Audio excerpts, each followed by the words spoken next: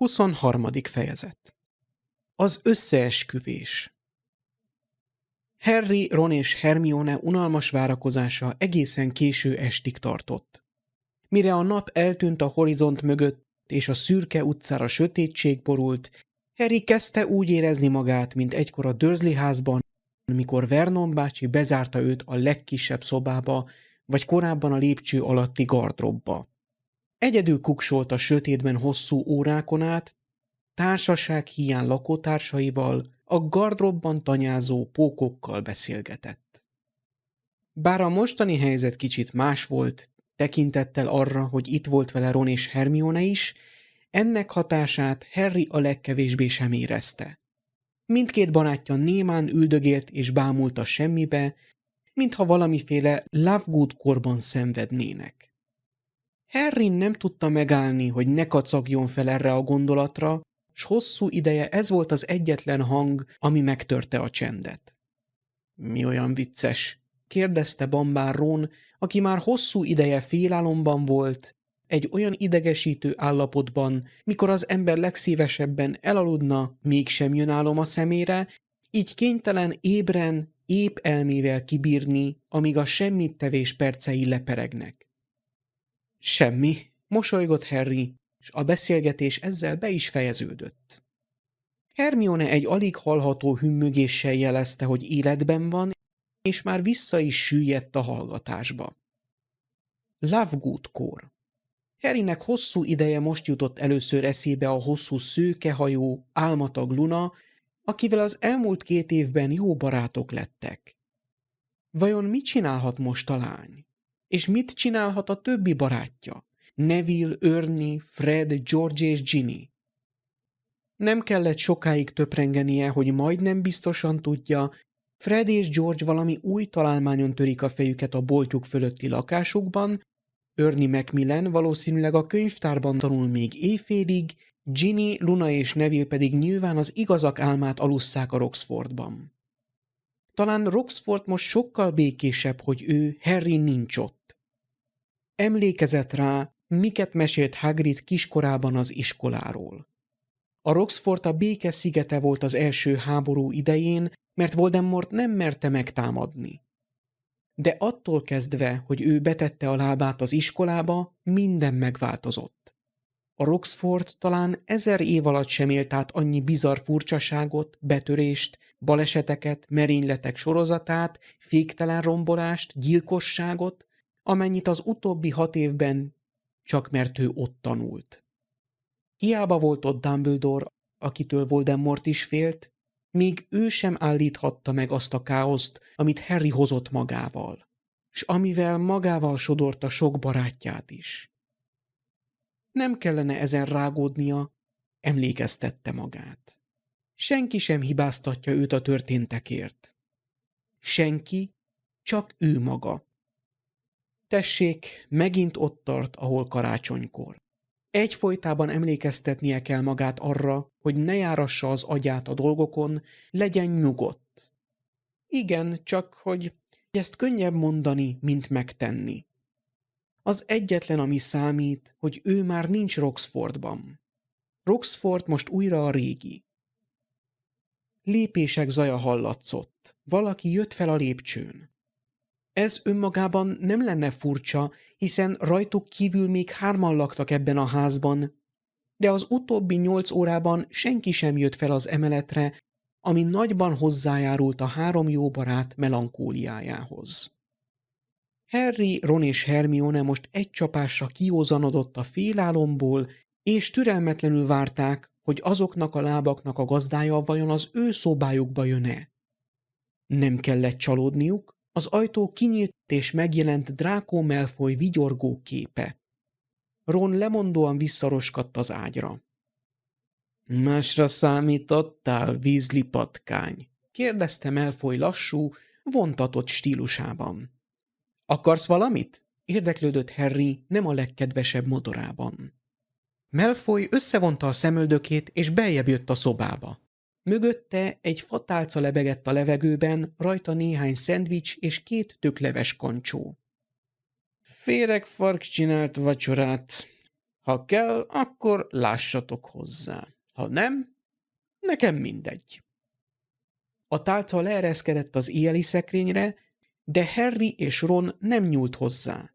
Undorodó pillantásokat küldtek a fiú felé pusztán bizalmatlanságból, de Hermionét nem érdekelte az ilyesmi. Elvett egy szendvicset a tálcáról, és enni kezdett. Ízlik a patkányhús, Granger, nyekeregte Malfoy. Hermione kiköpte a szendvicset, és köhögési roham fogta el. Malfoy röhögött, Harry és Ron pedig próbáltak segíteni a fuldokló lányon. Mikor Hermione abbahagyta a köhögést, Malfoy még a szemeit törölgette. Csak vicceltem, Granger, mondta kárörvendve. El tudod képzelni, hogy patkányhússal etetnélek titeket? Rólad mindent el tudok képzelni, válaszolta Hermione, és visszalökte a tálcára a szendvicset. Elment az étvágya. Most, hogy meghoztad a moslékot, el is takarodhatsz, vetette oda Ron, és látszott rajta, hogy szívesen kipróbálná a szőke fiún a tökfejbűbájt. Udvariasabban, Weasley, szólt Malfoy. A vendéglátókkal nem illik így beszélni. Csak a koszos halálfalókkal, vágott vissza Ron. Malfoy sápadt arcán rózsaszín pír jelent meg, jelezve, hogy nagyon nem tetszett neki a megszólítás. Na mi lesz? Idegesítette tovább Ron. Pálcát rántasz? Van merszed végre tenni is valamit? Vagy mindig csak a szád járt? Fogd be a szád, ne merj így beszélni velem! Mert mi lesz? Vette át a szót Harry. Neki is elege volt Malfoyból. Nem akarta látni a képét. Hagyjátok abba! Próbálta csendesíteni őket Hermione. Ne szólj bele, Granger! Csattant Malfoy hangja.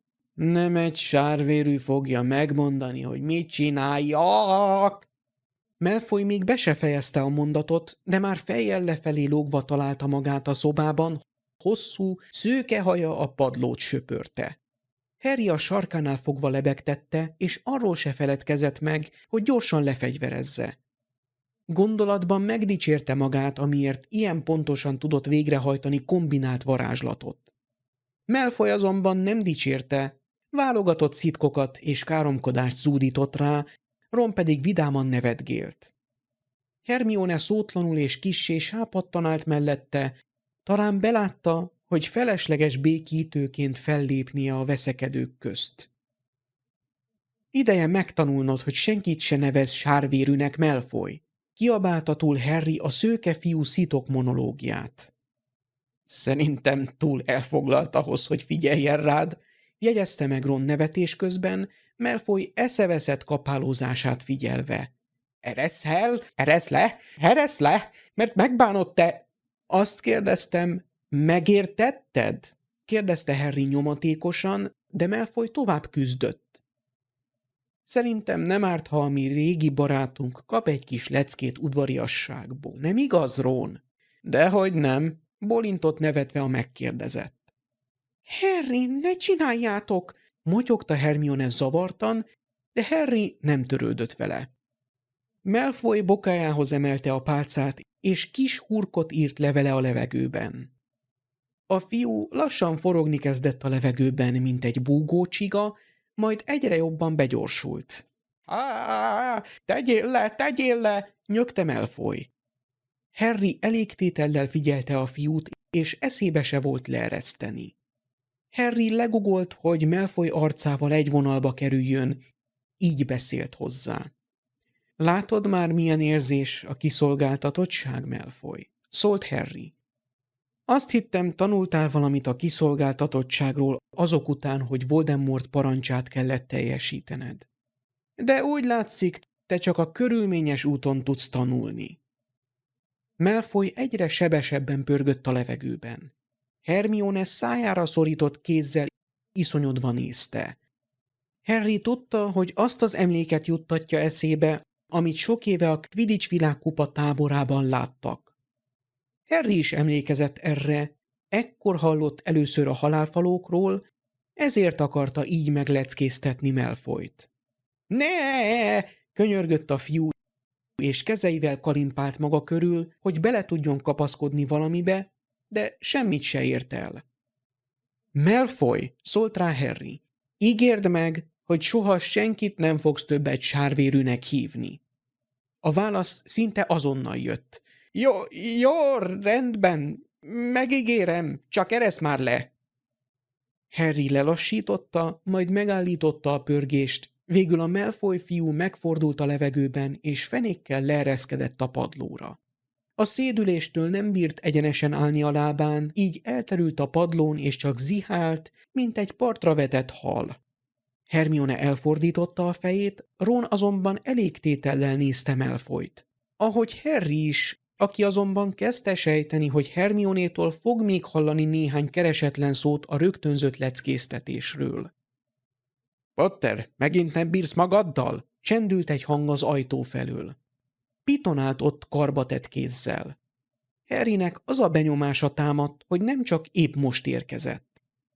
Mondtam, hogy vigyázz Potterrel, Drákó, szólt Piton, és lehajolt a kába fiúhoz. A hóna alá nyúlt, és ülő helyzetbe emelte. Legutóbb is hogy jártál? Csóválta a fejét, s közben előhúzta a pálcáját. Apró fénygömböket varázsolt, amik egymás után eltűntek Malfoy fülében. A fiú ettől jobban lett, szemmel láthatóan nem szédelgett tovább, s képes volt egymaga felállni. A szégyentől vörösen izzó arccal merett Harryre és Ronra, aki már nem vigyorgott. Hermione a cipőjét bámulta. Piton most újra feléjük fordult.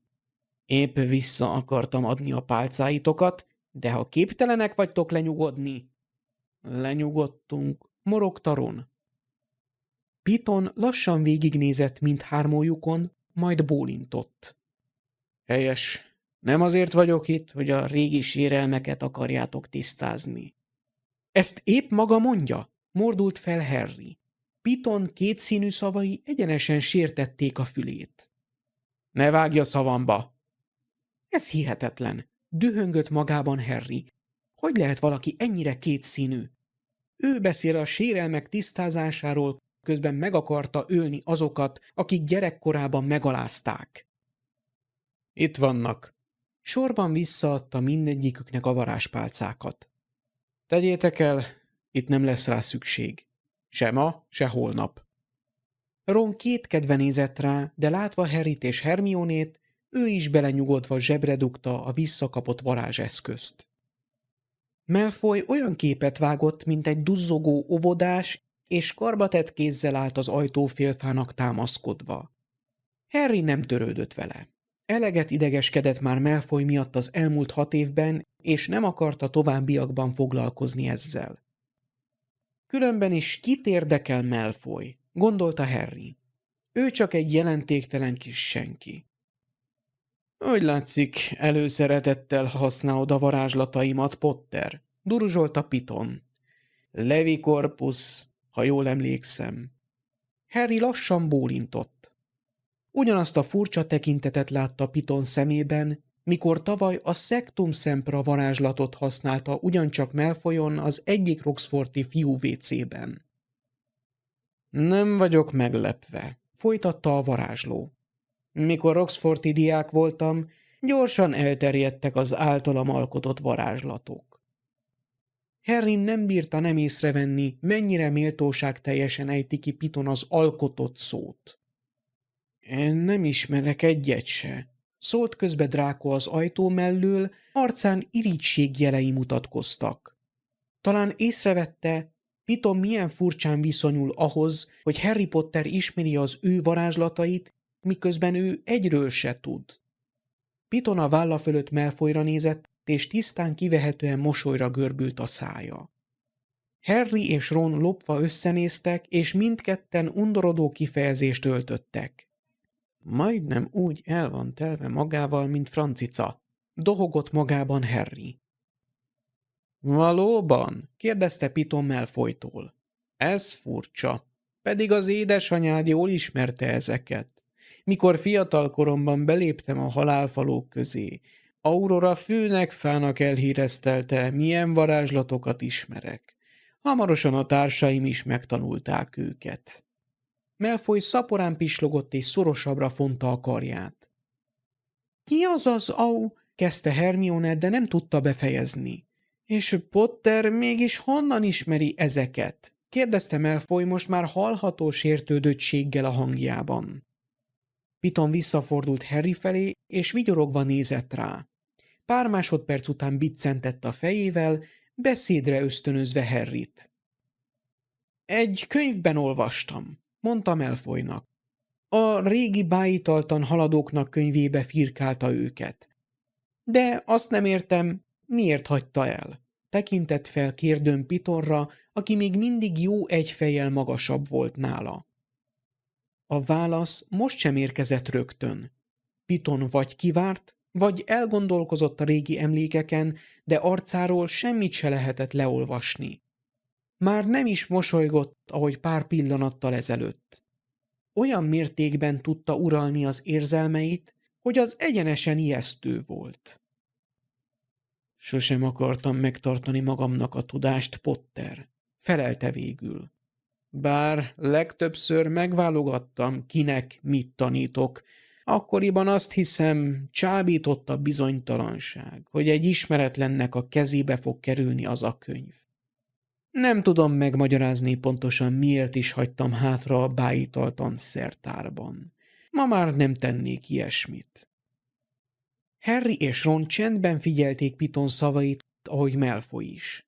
Hermione viszont feltett egy kérdést, ami már előző évben is roppantul foglalkoztatta.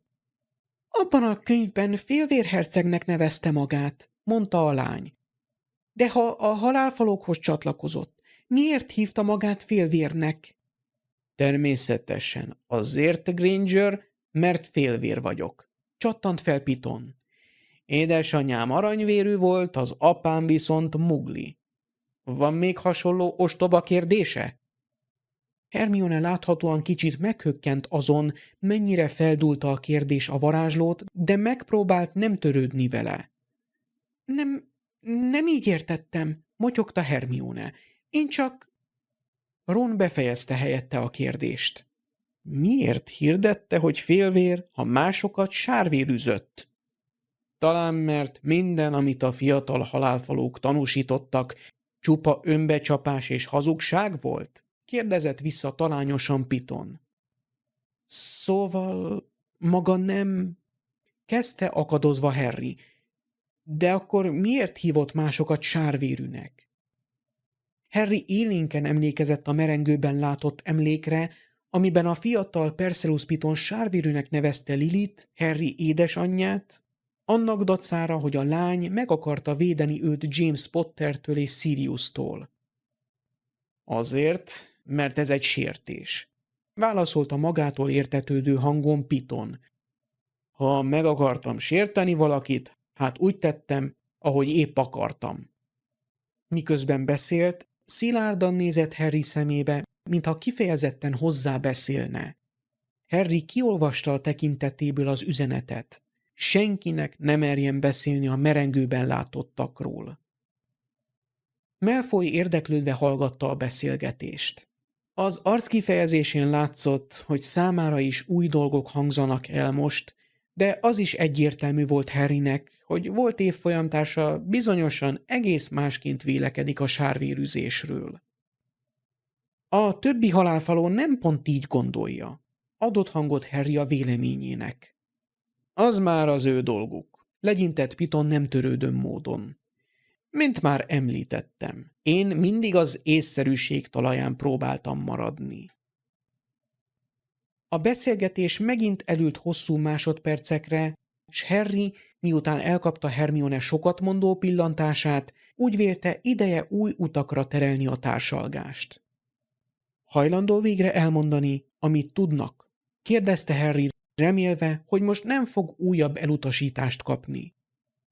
Ha hajlandó vagy meghallgatni, és nem teszel fel közben ostoba kérdéseket, akkor igen, válaszolta Piton. Akárcsak Malfoy, ő is karbatett kézzel állt, de közben fel alá járkált a szobában. Harry elgondolkozott rajta, hogy régen is ilyen izgő-mozgó volt Piton, vagy ez egy újonnan felvett szokása.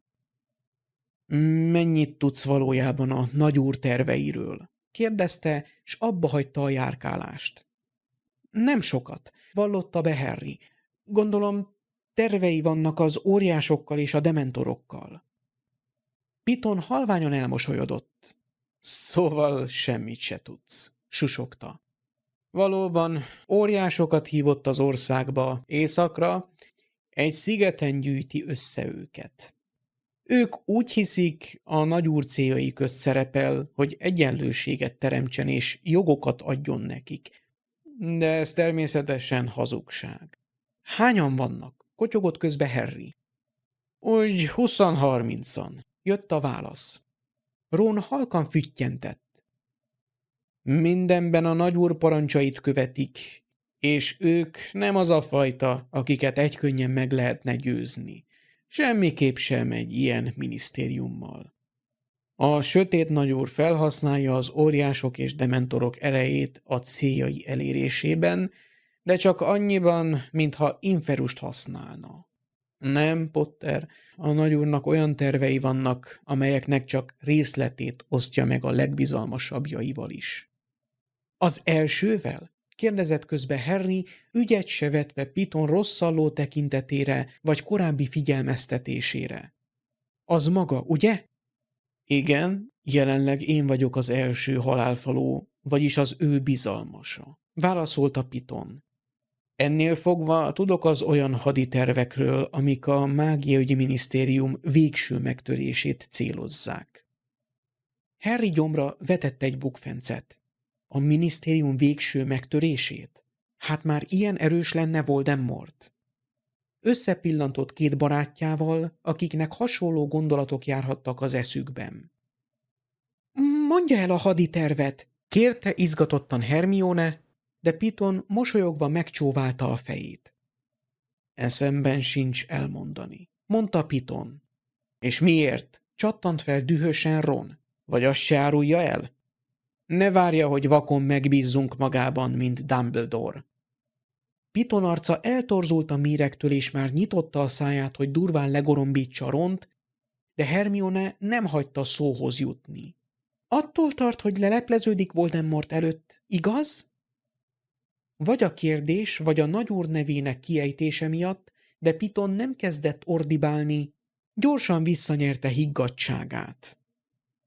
Látom, helyén van az eszed, Granger, duruzsolta halkan, majd újra karba fonta a kezét. Ha elmondom nektek, mit tervez a nagyúr, ti rögtön rohantok a drága Lupinhoz, meg a vén bolond Mordonhoz árulkodni.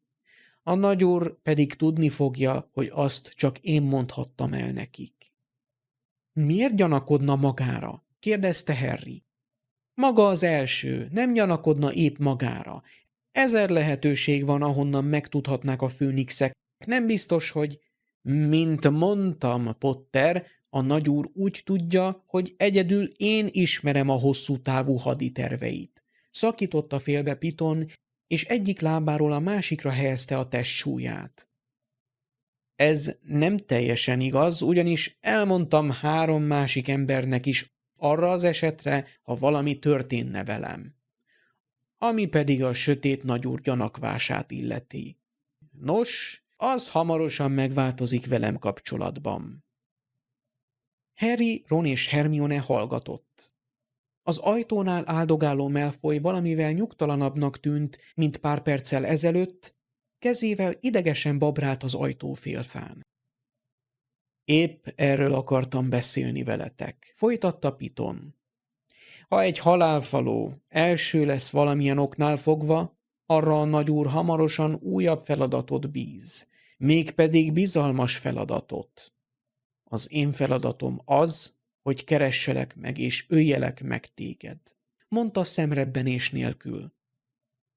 Harry visszatartotta a kényszert, hogy akár egy pillanatra is pislogjon. Hermione és Ron azonban nyitva felejtették a szájukat. Piton sötéten elvigyorodott és tett néhány lépést előttük. Mivel dementorokat használtam az elfogásodra, a nagyúr kifejezett tanácsára, biztosan eljutna a fülébe a hír, hogy a nyomodra bukkantam. Ezért az egyetlen észszerű lépést választottam. Megmondtam neki, hogy sikerrel jártam. Micsoda? Kiáltott fel Ron.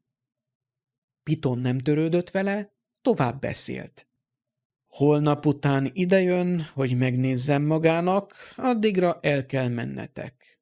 Elmondom neki, hogy kudarcot vallottam, és te megszöktél.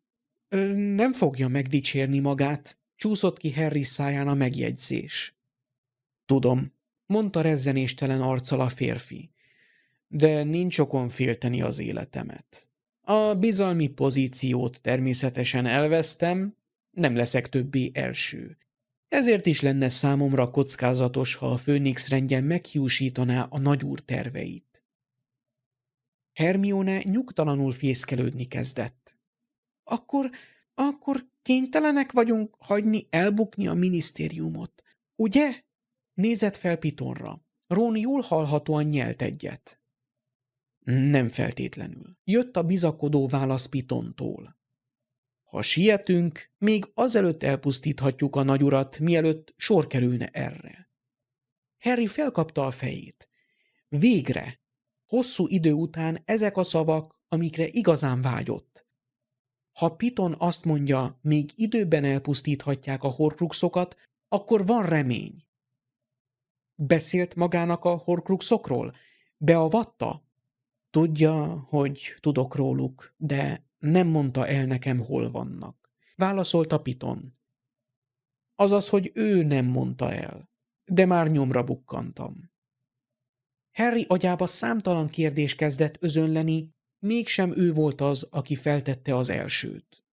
A kígyója tényleg horcrux? Kíváncsiskodott Ron.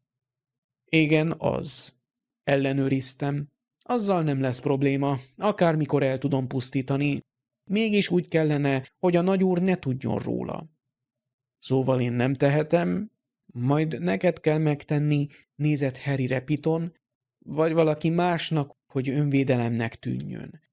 Nem szabad felhívnunk rá a figyelmét, hogy bárki kifejezetten a kígyót akarta elpusztítani. Harry, Ron és Hermione, sőt Draco is bólogatott.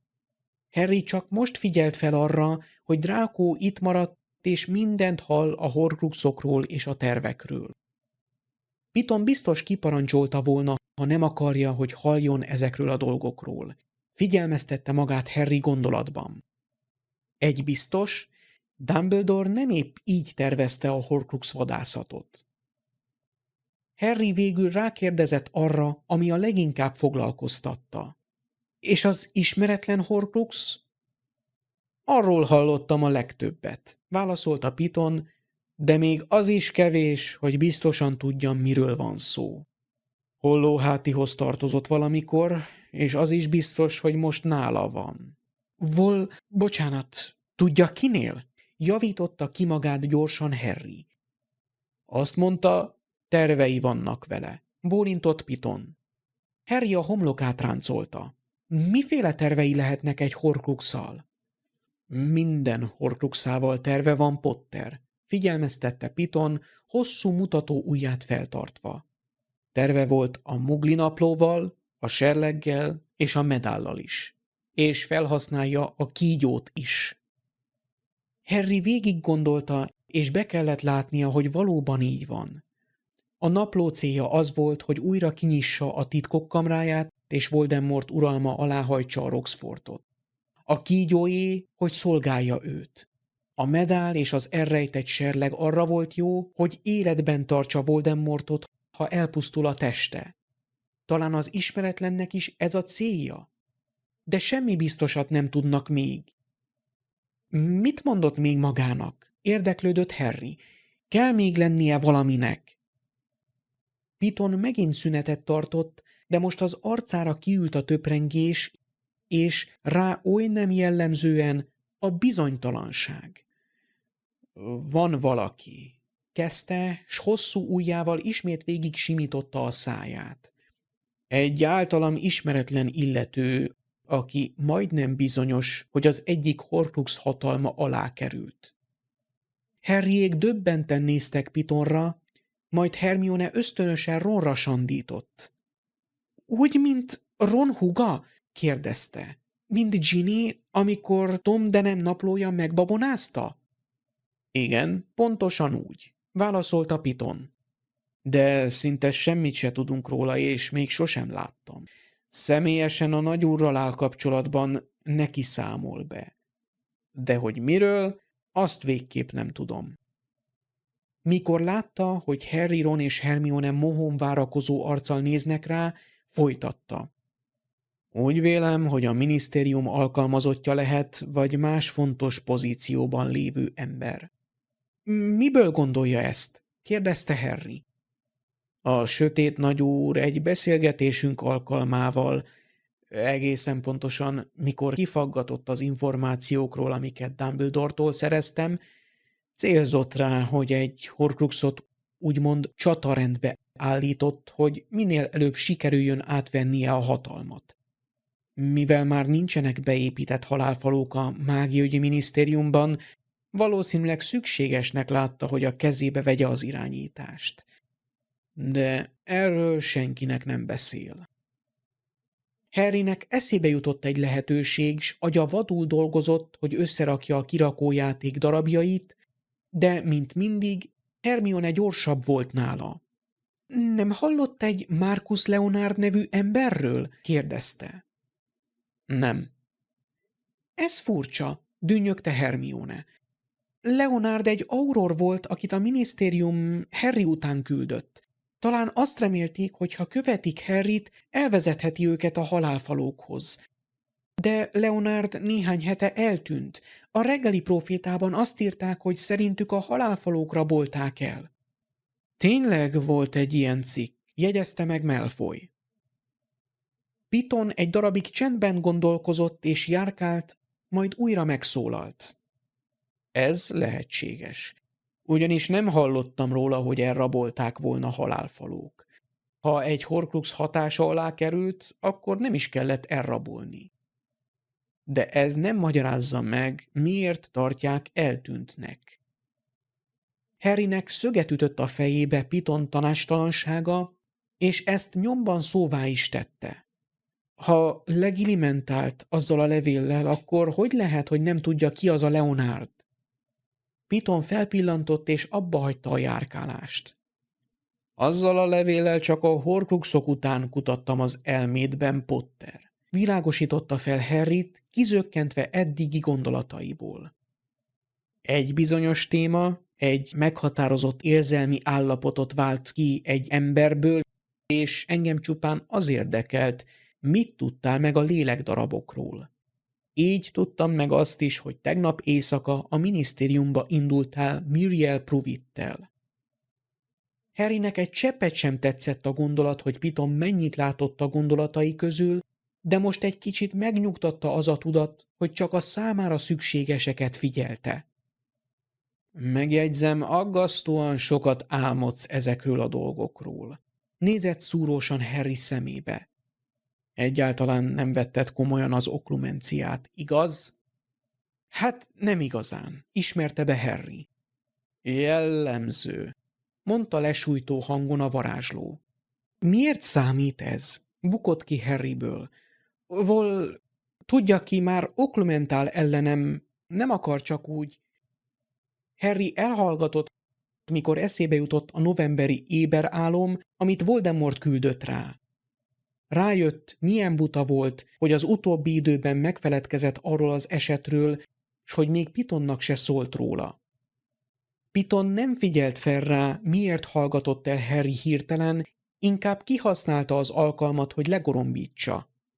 Az oklumencia az elme szükséges védelme, Potter, morogta elégedetlenül. Az igazgató úr úgy kívánta, hogy le tudjad zárni az elmédet, és az igazság az volt, hogy én ezt nem is taníthattam meg neked. Senki se tud oklumenciát tanulni, azt csak magad érheted el, ha megfogadod a tanácsokat. A tanácsaimat pedig már az első foglalkozás alkalmával elmondtam neked, de te túl pökhendi és ostoba vagy ahhoz, hogy önmagadtól tanulj. Tudja, ki beszélt hozzám, szakította félbe Harry, s Piton nyomban elhallgatott. Mi több, A legorombítást kélyes örömmel figyelő Malfoy is egészen elsápadt. Ezt sem látta, ugye? Piton nem válaszolt, de minden figyelme Harryé volt. Harry pedig beszámolt a fenyegető szavakról, amik a fejében visszhangoztak.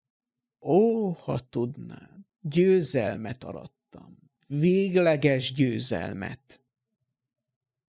Nem tudja, mire utalhatott ezzel? Kérdezte Hermione. Sejtelmem sincs, vallotta be Piton, de a szeméről lerít, hogy nyugtalanítják a hallottak. Ez minden, amit mondani tud, morgolódott magában Harry. Ennyi Dumbledore-tól is hallhatott már. Piton egy goromba pillantással jelezte, hogy nem tetszik neki a Harry felől érezhető megvetés. Csendült a szobára, hosszú csend. A kinti világból zaj nem szűrődött be, de a szemközti lemezbolt kék neonfénye éles kontrasztban állt a szobát megvilágító pislákoló gyertyák lángjával. Ezzel ráérünk foglalkozni, szólt végül Hermione. Az első dolgunk a pohár. Grangernek igaza van, hagyta rá Piton. Ne foglalkozzatok a további nyomozással, mert csak veszélybe sodornátok magatokat. Magatokra vonhatjátok a többi halálfaló figyelmét. Ők mit tudnak ezekről? Érdeklődött Harry. A jóslatról, a horcruxokról. A horcruxokról szinte semmit, a jóslatról pedig annyit, amennyit a nagyúr. Ebbe beavatott minden halálfalót, de természetesen csak annyit tudnak, amennyit kihallgattak. Mármint amennyit maga kihallgatott, csattant fel újra éledő dűvel Harry. Pitonnak újra elakadt a szava, láthatóan nem gondolta volna, hogy Harry rájött erre. Végül csak ennyit mondott. Szóval erről is hallottál. Harry fújtatott a haragtól, de igyekezett kordában tartani az indulatait. Igen, préselte ki a szót. Trelawney mondta el, hogy akkor maga hallgatózott az ajtó előtt. Ha nyugodtabb kedély állapotban lett volna, Harrynek feltűnt volna a bánat szürke maszkja, ami Piton arcán látszódott, de dühe megállíthatatlanul fortyogott a szívében, elnyomva minden mást. Nincs mentségem, válaszolta egyszerűen. Ez is egyike azoknak a bűnöknek, amiket elkövettem a nagyúr szolgálata alatt. Ron megvetően felhorkantott. Nem tudok mást mondani, Potter, csak azt, hogy megfizettem érte ugyanazt az árat, amit te. Ugyanazt az árat? Gondolta Harry. Hát persze, nehogy bedőj neki, öregem, ez is csak egy koszos halálfaló, még ha eszesebb is a többinél. Harryt mérhetetlen undor fogta el, s ezt már nem titkolhatta el a szobában jelenlévők elől sem. Piton nem vágott szitkokat a fejéhez, ahogy szokott, ha Harry úgy néz rá, mint egy rakás trágyára, csak háta mögé kulcsolta a kezét és folytatta a járkálást. Harry pedig némán gyűlölte tovább. Mennyire nyilvánvaló, hogy Piton és Voldemort teljesen egyformák. Vélte és legszívesebben leköpte volna az előtte álló sötét alakot. Voldemort is csak a saját életét félti, és Piton se különb. Azt hiszi, mert Voldemort elárulta és majdnem megölette, már meg is fizette az árat az ő szülei haláláért. Nem, még korán sem fizetett meg mindent. De majd ő, Harry gondoskodik róla. Még nem most, majd Voldemort bukása után. Akkor majd Piton kerül sorra. Ron és Hermione megelégelték a hallgatást, mert Hermione hangosan megköszörülte a torkát, majd Ron új utakra terelte a beszélgetést. És mennyit tudja ki? Kérdezte. Mármint tudja, hogy tudjuk, mi van a horcruxokkal, vagy nem? A sötét nagyúr nem tudja, hogy ti ismeritek a titkát.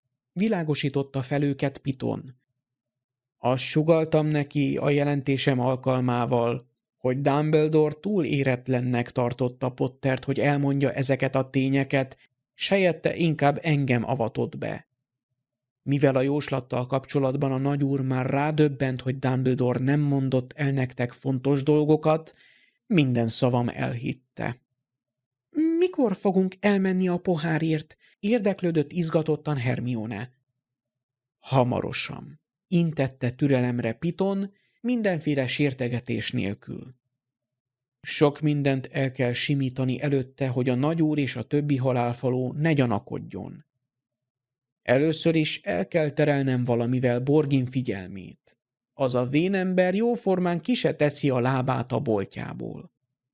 Aztán meg kell szervezni a találkozót, azt is észrevétlenül, és végül be kell jutnunk a laboratóriumba. Ha bent vagyunk, ott vár ránk a legnagyobb kihívás. Meg kell birkoznunk a sötét nagyúr védő varázslataival. Bár tanulmányoztam Potter emlékeit a barlangban tapasztaltakról, félek, az én tudásom egymagában kevés lesz ehhez. Harry, Ron és Hermione nem fűzött hozzá semmit a hallottakhoz, inkább igyekeztek nem belegondolni, miféle rémségekkel lehet tele az a titkos laboratórium. Piton megint sétálni kezdett, tett egy kört előttük, majd hirtelen elhatározással újra feléjük fordult. Bevallom, alábecsültelek titeket, szólt, s ezzel meglepte a 3 jó barátot. És már nem először követem el ezt a hibát. Remek munkát végeztetek a medáliont és a pohárt illetően. Úgy látszik, Dumbledore professzornak mégiscsak igaza volt. Használhatóak vagytok. Szóval maga se bízott benne vakon? Mondta ravaszkodva Harry. Piton kifejezéstelenül nézett rá, ahogy mindig, ha igazságot talál az állításban. Voltak bizonyos fenntartásaim, közölte érzelemmentesen. De ez nem változtat semmin. Váltott parancsoló, rideg hangsúlyra. Akkor cselekedtek, ha én mondom, és csak is azt teszitek, amit én mondok. Világos? Megvárta, amíg Harry, Ron és Hermione egyenként bólintanak beletörődésük jeléül. Harrynek az járt a fejében, hogy a kétségbeesett tanácstalanság helyett most a türelmetlen várakozással fognak telni a napjai, és azzal a cseppet sem megnyugtató gondolattal, hogy Perseus Piton kezébe adta a háború kimenetelének sorsát. Helyes. Zárta le a beszélgetést Piton, és hátat fordított nekik. Malfoy sietősen kihátrált a szobából, és már el is ment, Piton azonban még visszafordult az ajtóból. Holnap reggel megbeszéljük a további teendőket, ha a többiek megérkeztek. Az emeleti hálószobák a tiétek. Megint megvárta, hogy Harryék bólintsanak. Nem zárom be az ajtót, de csak a házban járkálhattok. Újabb bólintás. Nem ajánlom, hogy kitegyétek a lábatokat az utcára az engedélyem nélkül. Azzal távozott. Harry, Ron és Hermione nyugtalanul összenéztek. Habár Harryt még mindig perzselte az iszonyatos gyűlölet és elszántság, hogy Voldemort után Pitonnal is végezni fog, igen, már 1000-szer kiérdemelte, győzködte magát. Azt is tudta, hogy mostantól hosszú időre meg kell szabadulnia ettől az érzéstől. Nem hagyhatja, hogy elvonja a figyelmét a feladatáról, ahogy azt korábban Hermione is nagybölcsen megjegyezte. Harry megint csak kénytelen volt elismerni a lány igazát. Nem foglalkozhat a minisztériummal, a koboldlázadással vagy Piton bűnhődésével. Észrevettétek, hogy alig tudunk többet, mint előtte? Kérdezte egyszerre Ron. Azért az a dolog a megszállt illetőről, meg a működő Horcruxról elég riasztó, jegyezte meg Hermione. Harry és Ron igazat adtak neki. De ez legalább azt jelenti, hogy a Horcrux az országban van, folytatta az eszmefuttatást a lány. Furcsa, hogy külföldön nem is rejtett el egyet sem. Aha, és az is különös, hogy milyen szűkszavú volt Voldemort Pitonhoz. Dörmögte bizalmatlanul Ron. Úgy értem, megölte Dumbledore-t meg mindent. Elintézte Voldemortnak az egyetlen embert, akitől valaha tartott, és mit kap cserébe? Egy hülye címet valami első halálfalóról, meg üres szavakat. Hermione a homlokát ráncolta. Arra gondolsz, hogy Piton nem volt teljesen őszinte velünk? Kérdezte bizonytalanul. Hát persze, jelentette ki határozottan a fiú. Hallhattad, megmondta a szemünkbe, hogy eszében sincs elmondani Voldemort terveit. Pedig ő a bizalmas, Jaj, nehogy már bedőjetek annak a szövegnek, szólt bele Harry. Ez csak egy humbug. Voldemortnak nincsenek bizalmasai, még az úgynevezett elsők se. Dumbledore beszélt nekem erről. Voldemortnak sosem voltak barátai, és nem is akart soha egyet sem. Akik mégis azt hitték, hogy a barátai, azok súlyosat tévedtek. Piton bizalmi pozíciója csak egy valamivel jár. Ez világos. Ha hibázik, nem kap olyan nagy büntetést, mint a többiek. Apropó többiek, kapott a szón Ron. Kik a többi összeesküvő? Piton nem beszélt róluk. Harry megvonta a vállát. Nekem sem mondta el a névsort, csak Malfoyt meg Pettigrewt említette. Talán Malfoy anyja még benne lehet, vetette fel az ötletet Hermione. Kik lehetnek, akik rettegnek Voldemorttól? Gondolkozott hangosan Ron. Harry is elmélyedt a gondolataiban, nevek után kutatva, de Hermione memóriája megint kivételesnek bizonyult.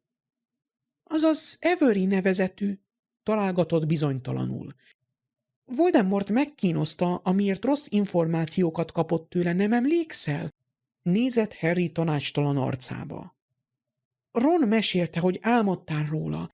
Emlékszem, mert tovább kellett adnom Dumbledore-nak. Harry bólogatott. Most már emlékezett az esetre. Azon nyomasztó látomások egyike volt, amikben Voldemort fejében találta magát, sőt úgy érezte, mintha ő maga lenne Voldemort. Harry agya egy rejtett zugában arra gondolt, a jelen körülmények között talán elviselni ezeket az álmokat is, ha belső információkat kaphatna a halálfalók táboráról. Hát igen, Piton nem bizonyult elég hasznos hírforrásnak. Gondolta keserűen, és elfintorodott.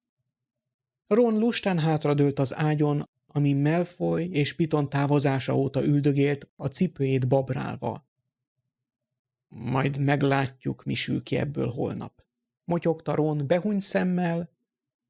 Most aludjunk. Harry mélyen egyetértett vele, s miután elbúcsúzott Rontól és Hermionétól, átbattyogott a szemközti szobába, ami az előzőnek a pontos ikerpárja volt, ugyanolyan vaskeretes ággyal, rozoga éjjeli szekrényel, sőt, még egy magányos kaszáspók is ugyanarra a helyre szőtte hálóját, ahol a másik szobában. Miután Harry ruhástól végighemperedett a nyikorgó ágyon, még sokáig nem jött álom a szemére, s abban is biztos volt, hogy ő utána senki más nem hagyta el a szemben lévő hálószobát. A többi halálfaló másnap reggel érkezett meg. Harryék a nappaliban várták őket a másik 3 lakóval együtt. Harryék többnyire csak Pitonnal álltak szóba. Malfoytól csak lenéző és az előző esti incidens óta óvatosabb pillantást kaptak, ha találkozott a tekintetük. Pettigrewra pedig mind Harry, Ron és Hermione is méltóságukon alulinak érezték akárcsak ránézni egy szemrebbenés erejéig. Azonban a Pitonnal váltott pár szó is kimerült 3-3 goromba jó reggelt, néhány jönnek már, és az egyre többet ismételgetett mikor mehetünk már a francba mondatokban. A kapott válaszok sem hangzottak túl udvariasan, és a reggel 6 órás kényszeredett felébredés után eltöltött 2 órás unalmas várakozás és kérdezgetés után Harrynek már csak bátorságtalan kézmozdulatokra futotta a kedvéből, valahányszor Piton vagy Malfoy hátat fordított neki. 8-kor hangzottak az első koppanások az ajtón. Piton kimérten az ajtóhoz lépett, és beengedte az első vendéget, Narcissa Malfoyt. Sissy, üdvözölte Piton a hosszú szőkehajú asszonyt, aki valamit ugyan visszanyert régi bőrszínéből azóta, hogy Harryék utoljára találkoztak vele Madame Malkin talárszabászatában, de továbbra is nyomasztóan sápadnak tűnt egy egészséges emberhez képest. Perseus! Mosolygott a nő a férfire, majd pillantása a szobában lévőkre esett. Egy pillanatra elidőzött tekintete a fián, majd Harryt és a többieket is szemügyre vette. Végül egy röpke készfogás után Piton félreállt, a nő pedig besietett a házba. Több mint szokatlan volt a három jó barátnak a lejátszódó jelenet. Draco, amint meglátta anyját az ajtóban, azonnal felpattant a karosszékből, ahol eddig gubbasztott, mint egy kihűlt hulla, most pedig sietős, határozott léptekkel Narcissához ment és megölelte. Harry nem tudta, mire is számítson. Meghökkent, hogy ilyen emberi gesztust lát a két gyűlölt ellenségtől. Minden józan esze ellenére is ellenségként gondolt rájuk, majd azon lepődött meg, hogy önmaga meghökkenése tudatosult benne. Mégis mire számított? Valami ostoba halálfaló rejtjeles készfogásra? Vagy hogy meghajolnak egymás előtt felmutatva a sötét jegyet? Végül már saját ostobaságán csodálkozott, és rá kellett jönnie, hogy Draco Malfoy, az ellenszenves utált fiú, akit 6 éve ismer, mégiscsak egy ember, még ha gonosz is. Mire felocsodott saját gondolataiból, Malfoy már udvariasan átadta helyét anyjának, aki most arról sajnálkozott, mennyire lefogyott a fia, és biztos nem eszik rendesen. Harry rápillantott a mellette falat támasztó Ronra, aki hasonlóan meglepődött arcot vágott, majd Hermionéra is, aki azonban tárgyilagosan bámulta a vendéget és Draco Malfoyt. A következő vendég Narcissa után pár perccel érkezett, jöttét 3 erőteljes dörömbölés jelezte az ajtón. Péton, hangzott fel egy mély hang, ahogy a belépő kövér halálfaló kimérten biccentett. Bulstrode, üdvözölte Piton ugyanolyan távolságtartóan. Na csak, lepődött meg magában Harry, szóval Millicent Bulstrode apja is halálfaló. Harry kíváncsi volt, vajon a Mardekárból hánynak van halálfaló rokona. Talán mindnek. Emlékeztette magát a Teszlek süveg manipulálására. De úgy tűnik, Voldemort nem végzett olyan jó munkát, ha ezek az emberek mind a halálát akarják. Mr. Bulstrode betöcögött a házba, és ő is csak egy futó pillantást vetett a 3 jó barát felé, majd leült a kanapéra. Mrs. Malfoy? Hajolt meg a kövér férfi ültében. Örülök, hogy látom kegyedet. Én is örülök, Bernard. A távolságtartó köszönésből Harry arra következtetett, hogy Mr. Bulstrode és Mrs. Malfoy alig ismerik egymást. Ezek szerint a férfi új lehet a halálfalók közt. Már csak abból az okból is, mert Harry nem emlékezett rá, hogy hallotta volna a Bulstrode nevet a temetőben, mikor Voldemort Azkabant megúszott hívei 13 év után újra összegyűltek. A harmadik érkezőt azonban ismerte, méghozzá nagyon is jól. Az ajtón a gorillára emlékeztető Marcus Flint lépett be. Mr. Piton, hívott és jöttem. Dörmögte mély hangján az alig 20 éves fiú, aki azonban jóval többnek tűnt koránál rendezetlen bajuszával és dús szemöldökével. Úgy van, Flint, és abban is biztos vagyok, hogy tudod, miért kellett jönnöd. Válaszolta Piton, és beinvitálta az érkezőt. Hát én nem is... Ekkor megpillantotta Harryéket. Ja, miattuk? Harry és 2 barátja Flintnek se köszönt, ahogy ő se vette a fáradtságot, hogy egy fintornál több időt pazaroljon felesleges udvariaskodásra. Flint nem ült le Mr. Bulstrode mellé, de kezet fogott a férfivel, majd Malfoyjal is, és ő is meghajolt Narcissa előtt. Kicsit tovább kellett várni a következő emberre. Eltelt 5, majd 10 perc, 4 óra, Piton is egyre többet pillantott fel az egyik szekrény polcán ketyegő órára. Végül jó 20 perc elteltével megint kopogtattak. A belépőt Harry és Ron azon nyomban felismerte, bár csak egyszer láttak róla képet a reggeli prófétában. Nem is felejthették el egykönnyen. Az újságban ugyanis azt írták róla, hogy minden idők egyik legkegyetlenebb halálfalója. Wildung, hát te is megérkeztél. Köszöntötte szemtelen hangon Piton a jövevényt. Walter Wildung egy komoly biccentéssel belépett a szobába, s jelenlétével azonnal betöltötte a helységet. Magas férfi volt, jóval túl a 2 méteren, s a hatást még növelte hátrafésült fekete haja. Barna bőre borostás volt, szája sarkától a szeméig pedig egy hosszú vágás metszette keresztbe arcát, egy kegyetlen sérülésre emlékeztetve viselőjét. Harry úgy emlékezett rá, beszélt is azzal a bizonyos illetővel, akinek Wildung a sebb helyet köszönheti. A férfi sötétkék talárban volt, alatta pedig előkelő varázsló öltözéket viselt széles övvel, amilyet Dumbledore professzor is hordani szokott. Nyakában egy ezüstláncon kék, könycsepp formájú pici égkövet hordott. Harry megborzongott. Wildung csak úgy árasztotta magából a hideget. Mindenki, még Narcissa és Draco Malfoy is feszengni látszottak. Mr. Bulstrode idegesen forgatta körbe nagy kövér fejét, Marcus Fint pedig mániákusan hajlongott, mikor Wildung elvonult előtte. Piton a legkisebb jelét sem mutatta, hogy kényelmetlenül érezné magát a vendég miatt, nem is törődött vele különösebben. Wildung sem ült le, megállt a szoba Harryékkel átellenes végében, és onnan nézte a többieket érdeklődő arckifejezéssel. Zárkattanása hallatszott, majd olyan hang, mikor egy fagolyó gurul.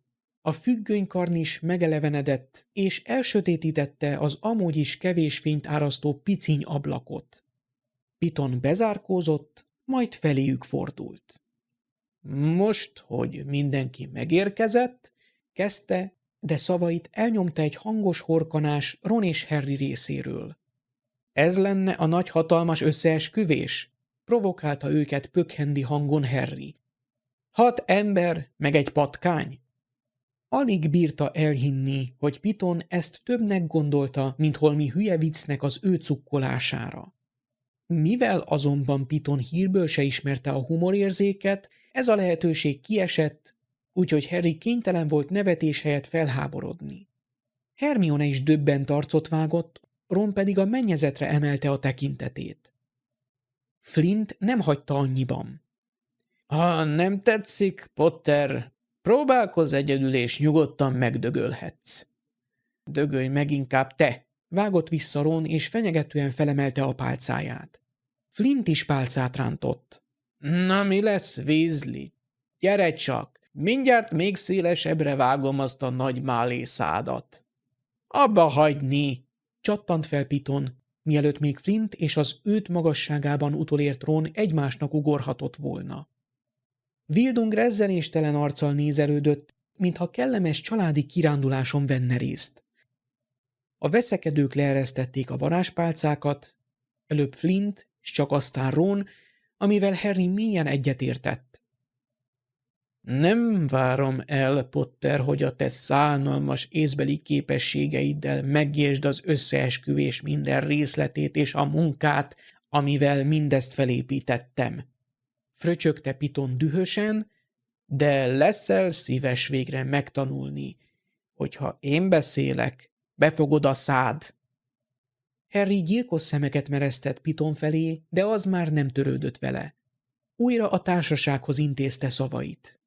Először is mindenkit bemutatnék a másiknak, mondta.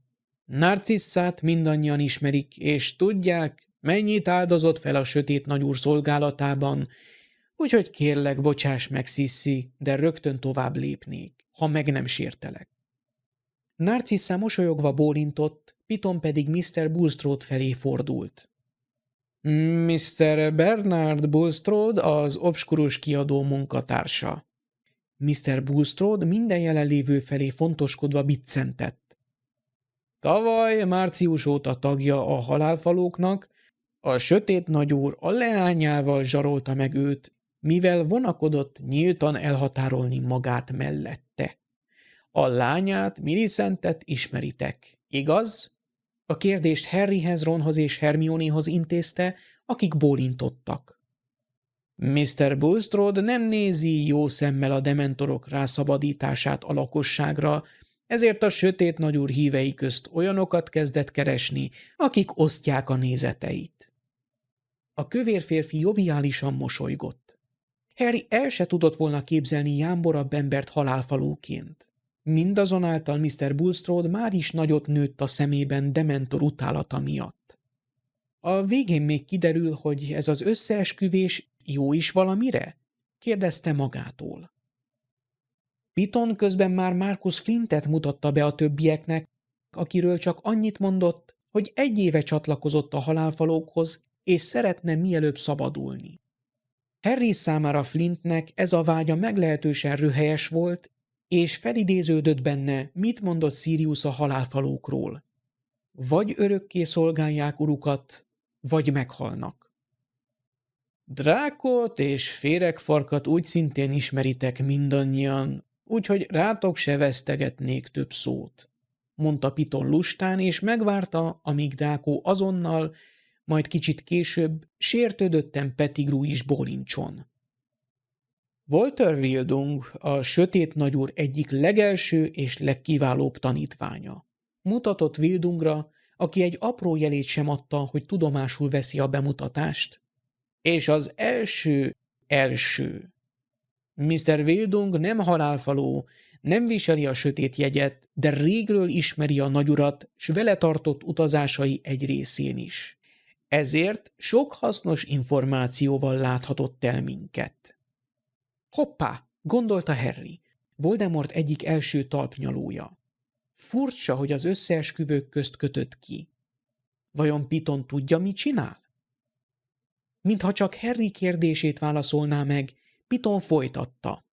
Mr. Wildung a segítségünkre lehet a fegyver megtalálásában a már említett okokból. Személyes indítékai vannak a sötét nagyúr elleni összeesküvésre. Harry a homlokát ráncolta, de igyekezett, hogy ne nézzen egyikük szemébe sem. Szóval Piton azt mondja nekik, hogy egy fegyvert keresnek. Mifélék azok a személyes indítékok? Kérdezett közben Ron, aki végig idegesen figyelte Wildungot. A személyes melyik felét nem értetted, Weasley? Csattant fel Malfoy. Csak mert te mindenkinek a talpát nyalod, akinek köze van a halálfalókhoz, attól még elég, dörrent rájuk Piton, megelőzve az újbóli szóváltást. Hallottam már ezt a személyes maszlagot. Morogta Harry Piton képébe, de még egyszer nem veszem be. Beszéljen, parancsolta Harry a kék taláros férfi jéghideg szemébe nézve. Wildung elmosolyodott, arcán a vágás riasztó grimaszba torzította mimikáját. A titkai mindenkinek megvannak, kiválasztott. Szólalt meg először érkezése óta a férfi. Hangja reszelős, erős volt, mint egy alkoholista bárénekesé. És a titkokra jellemző, hogy megtartjuk magunknak, bármennyire is hátráltatja ez a bizalmat. Harry nem vette le róla a szemét, az sem érdekelte, hogy a férfi nagy valószínűséggel legilimentálja őt. Végül Wildung fordította el a tekintetét, és újra nézelődni kezdett a szobában. Egyik arcot vizslatta a másik után, teljesen közönyös érdeklődéssel. Piton közben beszélt. Az újonnan jöttekhez intézte szavait, a laboratóriumról informálta őket, ahol valamiféle titokzatos fegyver egy darabja található, és azon tanakodtak, többnyire Flint, Malfoy és Bulstrode, hogy hogyan csalják el Borgint a zsebpiszok közbeli boltjából. Hermione árgus szemekkel figyelt, és jegyzett meg minden szót, ami elhangzott, Harrynek efelől nem volt kétsége. Ron viszont egyre csak Walter Wildungot nézte, tekintetében pedig semmi jó indulat nem volt. Harry sejtette, miért dúlta fel Ront ennyire a férfi érkezése. A reggeli profétában írtak alapján Wildung egy szadista mugli vadász volt, aki a mugli származású varázslókra és boszorkányokra is vadászott. Piton pedig beválasztott egy sorozatgyilkost az összeesküvők táborába, és a füle hallatára beszél Voldemort elpusztításáról. Kész őrület! Hogy omolhatott össze minden ilyen rövid idő alatt? Ő, Harry még a legjobb barátai, ismerősei előtt is hónapokig titokban tartott mindent, és hosszú vitákat folytatott magával, csak hogy néhányukat beavassa Dumbledore professzor terveibe. Piton pedig jóformán világgá kürtöli az egészet, és még őt hívják felelőtlennek. Figyeltél, Potter? Kérdezte élesen Piton, mikor újra felé nézett. Aha, persze, válaszolta reflexzerűen Harry, bár gőze nem volt arról, miről beszélt éppen Piton. Piton megint kezdte felfújni magát, hogy legorombítsa Harryt, aki azonban nem hagyta, hogy a férfi belekezdjen a Figyelmetlen ostoba kölyök vagy Potter című monológiába. Befejezte a mesélést, Piton? Érdeklődött Harry, mert ha igen, akkor már is elmennénk. Ó, untatom a méltóságos urat? Duruzsolta a maró gúnnyal. Persze, mindjárt elmehettek, csak előtte még idejössz és leülsz erre a székre. Piton elővarázsolt egy közönséges, dísztelen széket, majd megragadta Harry karját és lelökte rá. Ron azonnal közelebb lépett pálcával a kezében. Arra semmi szükség nem lesz, Weasley, intett Piton. Csak gondoskodunk a biztonságról. Elővarázsolt még egy széket Harryvel szemben, és leült rá. Harrynek fogalma sem volt róla, mit tervez Piton, ezért nyugtalanul fészkelődött, és pálcáját készenlétben tartotta minden eshetőségre. Sissy, ha kérhetnélek, szólt Piton a nőnek, aki rögtön bólintott, előhúzta pálcáját, és eléjük lépett. Mit tervez? kérdezte Harry. Piton szeme ravaszul villant. Megkötjük a megszeghetetlen esküt, Potter. Ha bárkinek eljár a szád a kis találkozónkról, olyan pokoli kínokat fogsz átélni, amihez képest a Cruciatus átok ereje semmi. Piton elkapta Harry kezét és szorosan tartotta. Harry nem ellenkezett, kénytelen volt nyugton maradni. Narcissa kettejük kezéhez érintette a pálcát. Esküszöl, szólt Piton, hogy senkinek, se embernek, se egyéb teremtménynek vagy halottnak nem beszélsz arról, ami ebben a házban történt? Esküszöm, válaszolta Harry. Egyszerre azt vette észre, hogy összekulcsolt kezük körül egy tüzes gyűrű csavarodik. Esküszöl, hogy semmilyen cselekedeteddel vagy gondolatoddal nem adott tudtára senkinek, hogy találkoztál velem? Igen, hangzott a felelet. Újabb tüzes gyűrű jelent meg, s a másikkal együtt rásimult Harry és Piton kezére. A tűz csak egy pillanatig égette, aztán eltűnt. Piton vigyorgott és ellökte Harry kezét. Jó, mondta. Most jöhet a másik két jó madár. Harry felállt a székből, de közben elkapta Piton egy pillantását, ami egészen mást üzent neki, mint az elégedett vigyor. Furcsa, megdöbbentő volt, amit Harry tapasztalt, de Piton szeme azt üzente, csinálj valamit. Harry összeráncolta a homlokát, és a csuklóját dörzsölgetve odébb állt, hogy átadja helyét a letörten érkező Ronnak.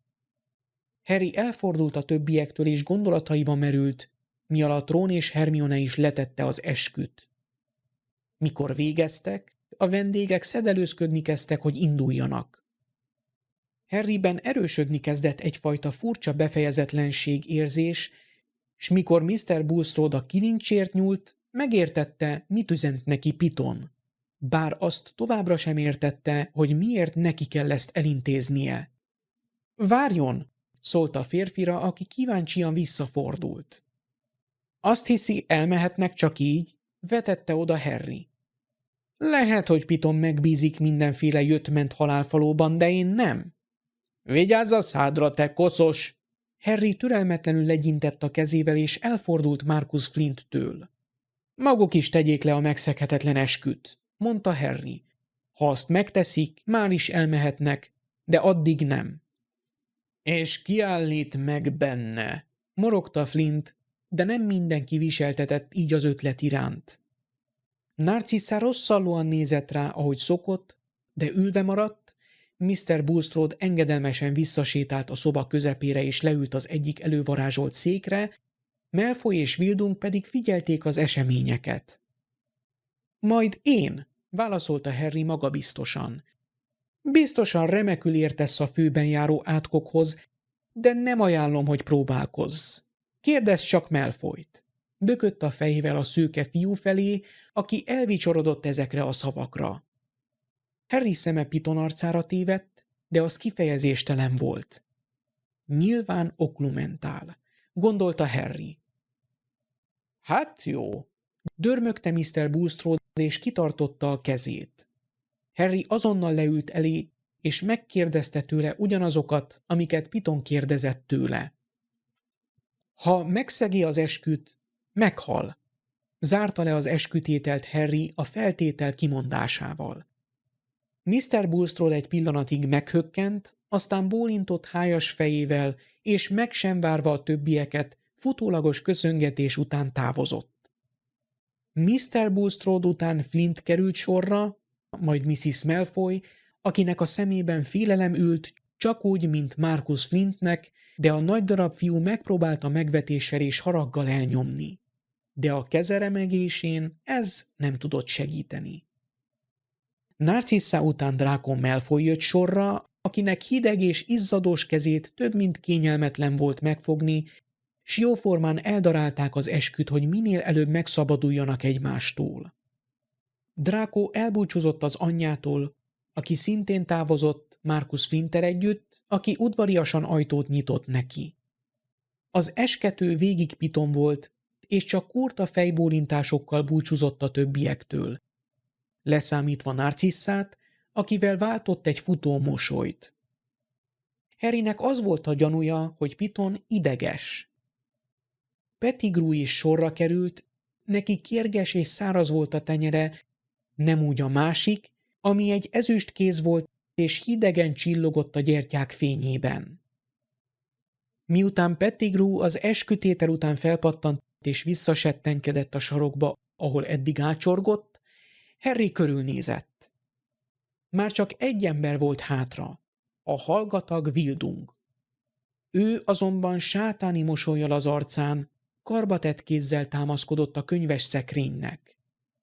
Wildung, szólította Piton a férfit. Csak nem képzeled, hogy esküt fogok tenni ennek a félvérnek? Kérdezte csendesen. Muszáj lesz, szögezte le Harry. Addig nem mehet el innen. Wildung és Piton farkas szemet néztek. A varázsló jéghideg kék tekintete Piton fekete szemeibe fúródott. Harry egyikről a másikra nézett, s jobb kezével a zsebében tartott pálca felé araszolt. Nem látta, mit csinál Ron és Hermione vagy Draco Malfoy, nem akarta levenni a szemét a két mágusról, de remélte, hogy résen vannak. Azonban láthatóan nem történt semmi. Wildung megfontolta a dolgot, talán mert nem tudott volna egyszerre elbánni Pitonnal, Harryvel és a többiekkel. A kék taláros hirtelen ellépett a faltól, amitől Harry összerezzent, majd leült a székre és feltartotta a jobb kezét. Csak akkor szakította el a tekintetét Pitonról és nézett Harryre, mikor az elkezdte mondani a szöveget. Esküszik, hogy senkinek, se embernek, se varázslénynek, se halottnak nem beszél arról, ami ebben a házban történt? Esküszöm. Jött a jéghideg felelet, majd az első tűzkarika. Esküszik, hogy semmilyen cselekedettel vagy gondolattal nem adja a tudtára senkinek, hogy ez a találkozás megtörtént? Igen, válaszolta Wildung. A férfi már húzta volna el a kezét, de Harry megszorította. Esküszik, folytatta nyomatékosan Harry, hogy nem fog a többi eskütevő ellen fordulni soha, semmilyen körülmények között? Ha megszegi az esküt, halál legyen a büntetése. Wildung nem válaszolt azonnal. Harry már készült rá, hogy elismételje a kérdést, mikor az előtte ülő varázsló elmosolyodott.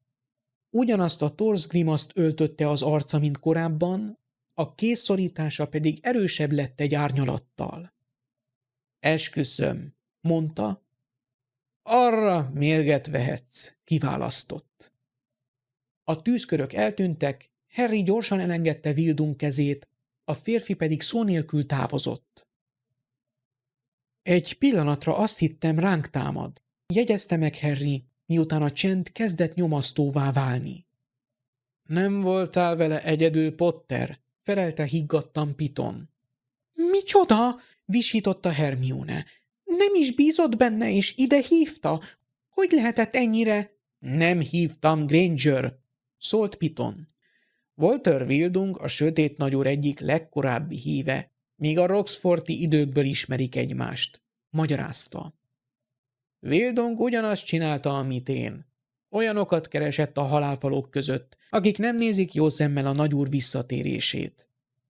Csak hogy ő más célból teszi ezt. Miféle célja lehet? Kérdezte Ron. Ő akar lenni a halálfalók vezetője. Ő akar lenni a következő nagyúr. Ostoba féreg. Semmi méltóság nincs benne. Dühöngött Piton. Harry, Ron és Hermione döbbenten összenéztek. Pitontól vártak újabb felvilágosítást, ám meglepetésükre Malfoytól kapták azt. Mr. Wildung nagyon erős varázsló, dünnyögte. Megfenyegette Perseuszt, hogy elmond mindent a nagyúrnak az összeesküvésről, ha nem avatjuk be. De hát mire jó ez neki? Értetlenkedett Harry.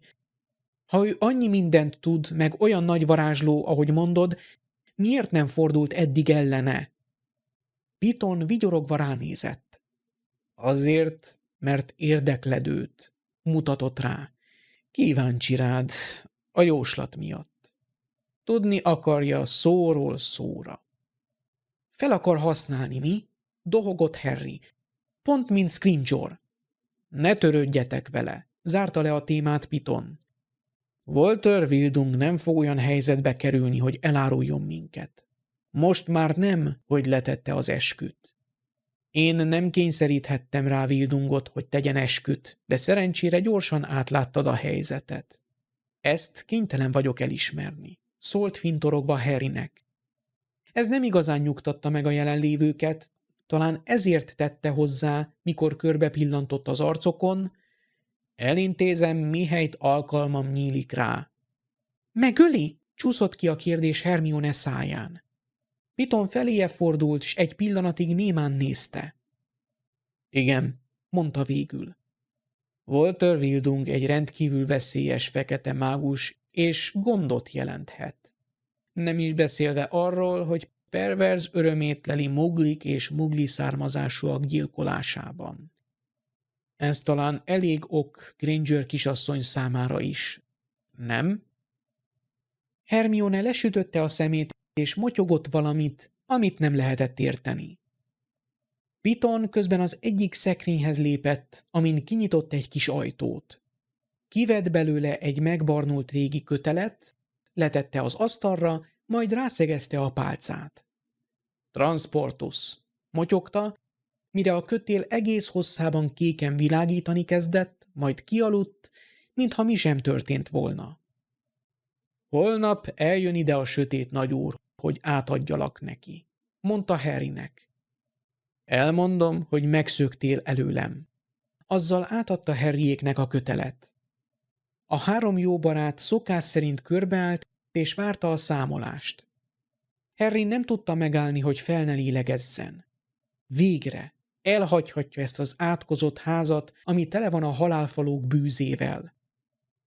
Ahogy mondtam, figyelmeztette őket, és egyenként ránézett Ronra, Hermionéra és Harryre, nem csináltok semmit, amíg nem üzenek. Rendben, motyogta Harry. 1, 2, 3. Se Harry, se két barátja nem vesződött köszönéssel. Lehet, hogy a sors egy oldalra sodorta őket, de az ellenségeskedést sosem fogja eltörölni. Soha, amíg csak él, gondolta Harry a zsupszkulcs mágikus örvényében pörögve. Sosem fog megbízni Pitonban, vagy bármelyik pribékjében. A kis ujját se fogja érte mozdítani.